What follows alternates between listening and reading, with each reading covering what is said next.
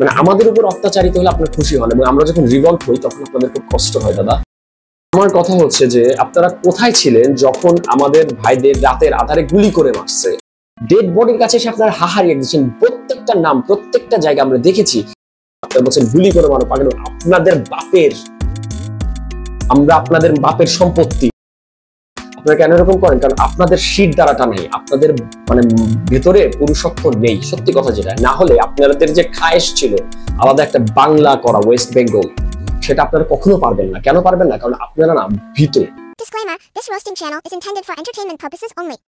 The content may include satirical and exaggerated commentary, and it is not meant to offend or harm any individuals or groups. Viewer discretion is advised, and the roast should be taken in good humor. The channel does not endorse any form of bullying or harassment, and any resemblance to real persons, living or dead, is purely coincidental. If you find the content offensive, please refrain from watching. Hello, আসসালামু আলাইকুম, সবাই কেমন আছেন? আশা করি সবাই ভালো আছেন। Welcome to another video.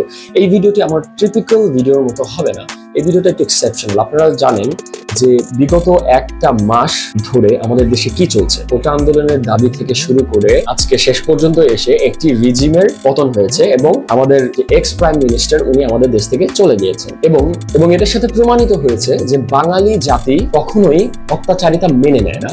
1952 থেকে সেটার প্রমাণ বাংলাদেশ দিয়ে আসতেছে, বাংলাদেশের সাধারণ জনগণ দিয়ে আসতেছে, এবং ছাত্র সমাজের ভূমিকা সবসময় সামনে থাকে। এবং এর সাথে যখন গণরোষ সৃষ্টি হয়, গণ আন্দোলনের একটা জোয়ার চলে আসে, তখন কেউই টিকতে পারে না। এটা ইতিহাস সাক্ষী, আমরা এটা দেখে আসছি। 52, 69, 71, 90 গণ অভ্যুত্থান, এবং সেই সাথে 2024-এর এই গণ অভ্যুত্থান। আমরা আমাদের দেশের জন্য জীবন দিতে পারি, এটা প্রত্যেকটা ধাপে ধাপে আমরা প্রমাণ করে গেছি। কিন্তু আর কত জীবন যাবে আমাদের, এবং এই জিনিসটা শেষ হবে? প্রত্যেকবারই কোনো না কোনো বাইরের শক্তি এটার সাথে জড়িত থাকে। এবারও ছিল, এবং আমার বলতে হবে না কোন শক্তি, আপনারা হয়তো বুঝতেই পারছেন। যাই হোক, এখন আসি কথায়, সেটা হচ্ছে যে আমাদের দেশে এখন মোটামুটি স্টেবল সিচুয়েশন। হ্যাঁ, কয়েকটা জায়গায় ডাকাতি হচ্ছে, কয়েকটা জায়গায় মাইনরিটির উপরে হামলা হচ্ছে, কয়েকটা জায়গায় মুসলমানদের উপরে হামলা হচ্ছে, যারা এই শক্তির সাথে লেগেছিল। কোনো প্রকার সহিংসতায় কোনো কিছুর সলিউশন না, আমাদেরকে আস্তে আস্তে পুরো দেশটাতে শান্তি বিরাজ করতে হবে। সেই সাথে আমাদের দেশের এখন প্রধান উপদেষ্টা হিসেবে দায়িত্ব নিয়েছেন নোবেল জয়ী ডক্টর মোহাম্মদ ইউনূস। তাকে আমাদের বিশ্বাস করতে হবে, কারণ তিনি ওয়ার্ল্ডের মোস্ট প্রেস্টিজিয়াস 3টা অ্যাওয়ার্ড, যেটা ওয়ার্ল্ডের 7টা মানুষ পেয়েছেন, সেটার মধ্যে সে একজন। পৃথিবীর মধ্যে one of the influential person হচ্ছে ডক্টর মোহাম্মদ ইউনূস। সবচেয়ে মজার ব্যাপার হচ্ছে তার রায়টা হয়ে গিয়েছিল অলমোস্ট এই আগের রিজিমে। তো যাকে আল্লাহ সম্মান দিবে তাকে মানুষ কখনো দমায় রাখতে পারে না। তার কপালে লেখা ছিল বাংলাদেশের প্রধান উপদেষ্টা হবে। কথাটা মূলত এটা না, আমরা চাই আমাদের দেশটা মোটামুটি স্টেবল সিচুয়েশন হয়ে আসতেছে, এবং আমরা চাই যে এই স্টেবল সিচুয়েশনটা যত তাড়াতাড়ি হোক হয়ে যেন যায়। এবং আমরা চাই যে আমাদের সকল ল এনফোর্সমেন্ট আবার নিজেদের কর্মস্থলে চলে আসুক, এবং তাদের আসলে শেখা উচিত এরপর থেকে যে আসলে একটা বাহিনী অথবা কোনো একটা সদর দপ্তর কখনোই একটা ব্যক্তির মালিকানা না, এটা জনগণের মালিকানা। এই জনরোষ থেকে তারা হয়তো এটা বুঝতে পারবে এবং ভবিষ্যতে সেইভাবে কাজ করবে। সেই সাথে একটা রিজিম যারা এর পরের বার আসবে তাদেরকেও চিন্তা করে চলতে হবে যে আসলে একটা দেশে জোর করে থাকা যাবে না, এবং একটা দেশের কথা বলার রাইটটা তাদেরকে দিতে হবে। কথা বলার রাইট যদি না দেওয়া যায়, তাহলে কোনো না কোনো দিন যারাই থাকুক না কেন রিজিমে, তাদের বিরুদ্ধে রিভল্ট হবে। এটাই স্বাভাবিক, এটাই হয়ে যায়, এবং সারা বিশ্বে এটা হয়। কিছু কিছু দেশ আছে যেখানে হবে না কখনো, কারণ তাদের মধ্যে শীত দ্বারাটা নেই। আপনারা বুঝতেই পারতেছেন আমি কোন কোন দেশের কথা বলতেছি, এবং তাদের নাম আমি বলবো না। যাই হোক, এখন আসেন হচ্ছে যে এত কিছু হয়ে গেল, আমরা আমাদের দেশের দায়িত্ব নিয়েছি, আমরা বিভিন্ন জায়গায় নিজেদের রোল প্লে করছি। স্টুডেন্টরা যেখানে রাস্তাঘাট নোংরা হয়েছিল সেগুলো পরিষ্কার করতেছে, ট্রাফিক দেখতেছে, সেই সাথে রাত জেগে জেগে ডাকাতের বিরুদ্ধে পাহারা দিচ্ছে, মন্দির মসজিদ রক্ষা করতেছে মাদ্রাসার স্টুডেন্টরা।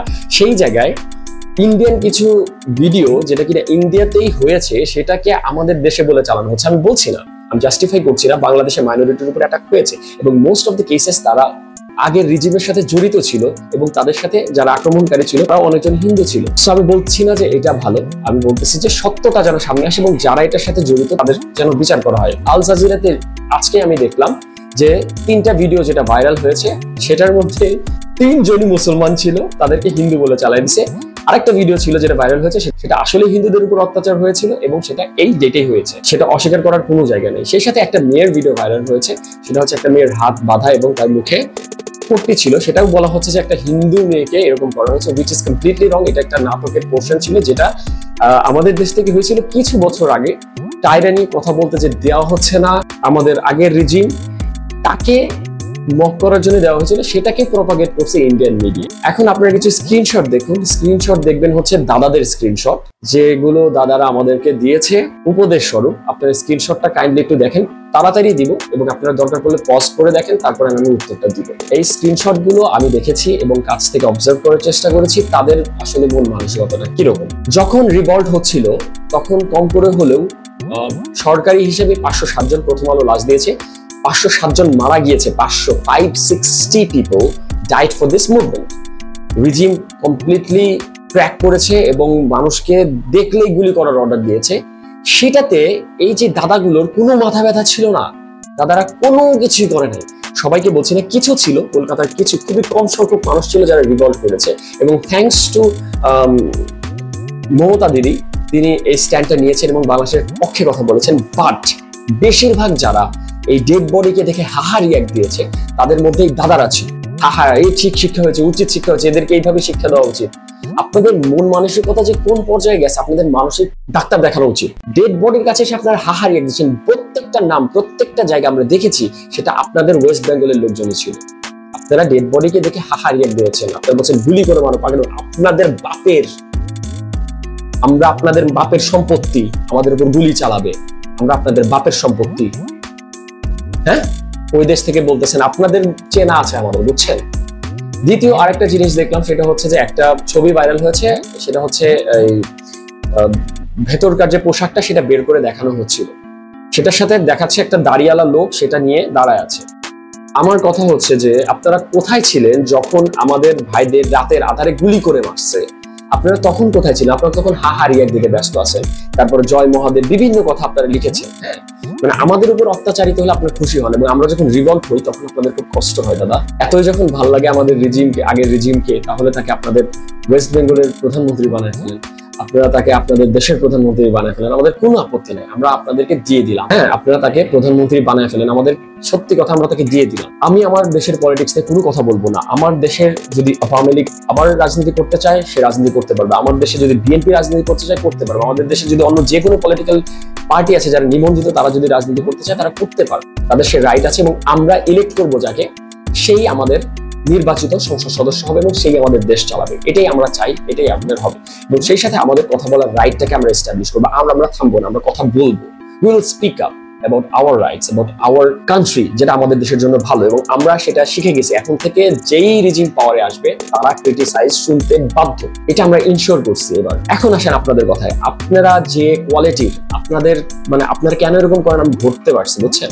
আপনারা কেন এরকম করেন? কারণ আপনাদের শীত দ্বারাটা নেই, আপনাদের মানে ভেতরে পুরুষত্ব নেই, সত্যি কথা যেটা। না হলে আপনাদের যে খায়েশ ছিল আলাদা একটা বাংলা করা ওয়েস্ট বেঙ্গল, সেটা আপনারা কখনো পারবেন না। কেন পারবেন না? কারণ আপনারা না ভীত, আপনারা ভয় পান। আপনারা শুধু ফেসবুকে টাইপ করতে পারেন, কিন্তু বাস্তবে আপনারা কেউ বের হতে পারবেন না। বাস্তবে আপনারা কেউ রাইট নিয়ে কথা বলতে পারবেন না, কারণ আপনারা গুলিকে ভয় পান। আমাদের কাছ থেকে শিখে নেন, গুলি দেখে কিভাবে হাত পেতে দিতে হয়, কিভাবে গুলিকে অ্যাকসেপ্ট করতে হয়। কতজন করছে আপনারা দেখছেন, ভিডিওতে দেখছেন, যাদের উপরে গুলি চালানো হচ্ছে তারা হাত পেতে দিয়েছে, তারা বুক পেতে দিয়েছে। কর গুলি আপনারা পারবেন? আপনাদের ভিতরে সেটা আছে, আপনাদের ভিতরে সেটা নাই, আপনারা কখনো পারবেন না। আপনাদের কোনো অ্যাচিভমেন্ট নাই, না ক্রিকেটে, না অলিম্পিকে, আপনাদের না আছে মুভিতে, আপনারা হারায় যাচ্ছেন। আপনাদের সাহিত্য শেষ, আপনাদের মুভি দুপুর ঠাকুর মতো থার্ড গ্রেড ভলগার কন্টেন্ট আপনারা বানান ওয়েব প্ল্যাটফর্মে, যেখানে আমরা বানাই, আমরা যেখানে মহানগরের মতো মাস্টারপিস বানাই, আমরা যেখানে কয়েদের মতো মাস্টারপিস বানাই, আমরা যেখানে গোলাম মোস্তফার মতো মাস্টারপিস বানাই, আমরা একের পর এক মুভি দিচ্ছি হাওয়ার মতো। আর সেখানে আপনাদের অবস্থানটা হচ্ছে দুপুর ঠাকুর এবং অন্য যৌন সুশ্রী দেওয়া কন্টেন্ট। নিজেদের কথা একটু ভাবুন, আমাদের নিয়ে ভাইবেন না। আমাদের নিয়ে কেন আপনারা ভাবতেছেন? আপনাদেরকে আমরা চাকর রাখছি, আপনারা আপনাদের দেশ নিয়ে ভাবেন। আপনাদের জিডিপি কত? ওয়েস্ট বেঙ্গলের জিডিপি কত? 2366। আপনাদের জিডিপি $2366 আর আমাদের এখন 2700। আপনারা জিডিপি নিয়ে চিন্তা করেন। ইন্ডিয়া ওয়ার্ল্ড হাঙ্গার ইন্ডেক্সে সবার লাস্টে। আপনারা নিজেরা খাবার দেওয়ার চেষ্টা করেন, আপনাদের ইনফ্লেশন রেট এখন সর্বোচ্চ, আপনারা সেটা নিয়ে চিন্তা করেন। আমাদের দেশ নিয়ে তো আপনাদের চিন্তা করতে হবে না। আমরা আমাদের দেশের যারা হিন্দু সম্প্রদায় আছে, আমাদের দেশে যারা বৌদ্ধ সম্প্রদায় আছে, যারা খ্রিস্টান আছে, তাদেরকে ভাই মনে করে আগলে রাখি। আমাদের দেশে 2-3 দিন পর হেডলাইন হয় না যে গরুর মাংস কিনতে যায় কেউ মারা গেছে। আমাদের দেশে কখনো হাইলাইট হয় না যে একটা পূজার সামগ্রী কিনতে গিয়ে তা কেউ কাউকে মেরেছে, ভাইয়ের মধ্যে ঝগড়া লাগে। লাগতেই পারে, সেটা আমার মিলও হয়ে যায়। যেখানে মন্দির যদি ভাঙা হয়, সেই মন্দির আরো বড় করে দেওয়া হয় আমাদের দেশে। মাংস কিনতে যে কলিজা বের করে খায় না। চিন্তা করে দেখেন, আগে আপনাদের দেশের মাইনরিটির রাইট স্ট্যাবলিশ করেন, তারপরে আমাদেরকে অ্যাডভাইস দেন। আমাদেরকে অ্যাডভাইস দেওয়ার কিচ্ছু নাই, আমরা অনেক ভালোভাবে শিখে গেছি কিভাবে অধিকার স্ট্যাবলিশ করতে হয়। আপনারা জীবনে কোনোদিন স্বাধীনতার স্বাদ কি সেটা বুঝতে পারবেন না।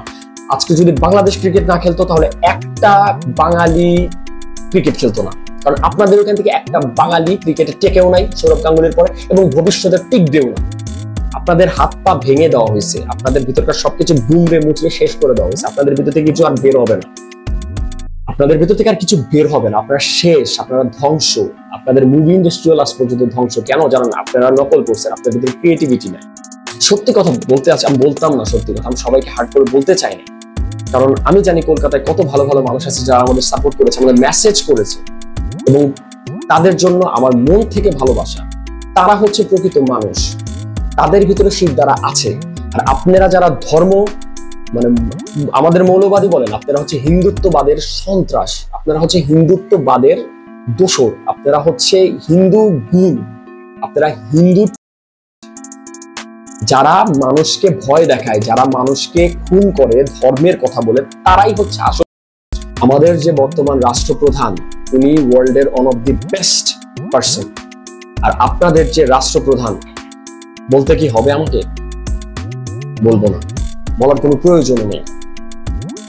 একটা কথা সবসময় মনে রাখবেন যে আপনাদের দেশ আপনার কাছে যেরকম প্রিয়, আমার দেশ আমার কাছে প্রিয়। আমাদের দেশকে নিয়ে কিছু বলবেন তো আপনাকে এইভাবেই উত্তর দেওয়া হবে। আপনাদের মতো নাপুংসকদের ফেসবুকই মানায়। বাস্তবে আমাদের দেশের একটা টোকায়ের কাছেও আপনারা ধরা খেয়ে যান। জিজ্ঞাসা করেন যারা বাংলাদেশে ভারতীয়রা থাকে তাদেরকে কতটা ভালোবাসা হয়, তাদের সাথে কত ভালো বিহেভ করা হয়। কিন্তু আমরা লাস্ট কয়েকটা বছরে দেখেছি কলকাতায় যারাই গেছে আপনারা কি পরিমাণ খারাপ বিহেভ করেছে। আমরা কিচ্ছু বলি নাই। We were waiting for this opportunity, যে একবার শুধু যদি রিজিমটা চেঞ্জ হয়, we will reply you guys, and now we will never spare you guys. We will come, look at your face, and we will speak up. We will insult you people. Right? Today I have done. ভালো হয়ে যান, এসব ফেসবুকে লেখেন না, ঠিক আছে? আপনারা আপনাদের দেশেই বহু বুকানাঙ্গা, আপনাদের দেশে টয়লেট নাই সাফিসিয়েন্ট, সেগুলোর দিকে নজর দেন। আপনাদের দেশে প্রচুর আনএমপ্লয়মেন্ট, সেটার দিকে নজর দেন। আপনাদের ইকোনমি ভালনারেবল পজিশনে আসছে, আমাদেরটাও আসছে, আমরা সেদিকেই নজর দিচ্ছি। আপনাদের এগুলো জবাব দেওয়ার আমাদের টাইম নেই। আমাদের একটা কঠিন সময় পার হয়েছে, আমাদের $93 বিলিয়ন পাচার হয়ে গেছে, 96 বিলিয়নের ডেপ্ট আমাদের ঘাড়ে, আমাদের বর্তমান রিজার্ভ হচ্ছে $15 বিলিয়ন। সো আমরা সেই জায়গায় কাজ করছি, আমাদের কাজটা সেই জায়গায়। আমাদের দেশটা অনেকটা এলোমেলো হয়ে গেছে, আমাদের সময় লাগবে একটু গোছায় উঠতে এবং রাষ্ট্র হিসেবে আবার আত্মমর্যাদাশীল হওয়ার। আমরা কারো কাছে মাথা নোবার না, আমরা কারো কাছে মাথা নোয়াই নেই। এখন থেকে যারা আসবে তাদেরকে এইভাবে রিপ্লাই দেওয়া হবে এবং আপনাদের প্রত্যেকটা স্ট্যাটাস ধরে ধরে রিপ্লাই দেওয়া হবে। ভালো হয়ে যান, বুঝলেন? ভালো হয়ে যান। আজকে এই পর্যন্তই।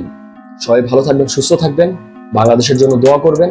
বাংলাদেশ যে চ্যালেঞ্জ নিয়ে এই শাসনটাকে সরাই দিছে, সেই চ্যালেঞ্জটা যেন সাকসেসফুল হয় এবং আমরা উইদিন 10 ইয়ার্স আমরা যেন টার্ন অ্যারাউন্ড করতে পারি এবং আমাদের ইকোনমিটা যেন অন্যান্য রাষ্ট্রের কাছে হিংসা হয়ে ওঠে, এই কামনা করছি। এবং আমাদের নতুন ইন্টারিম গভর্নমেন্টকে আমার শুভকামনা, এবং যারা ছাত্র জনতা ছিল তাদের প্রতি আমার ভালোবাসা এবং কৃতজ্ঞতা।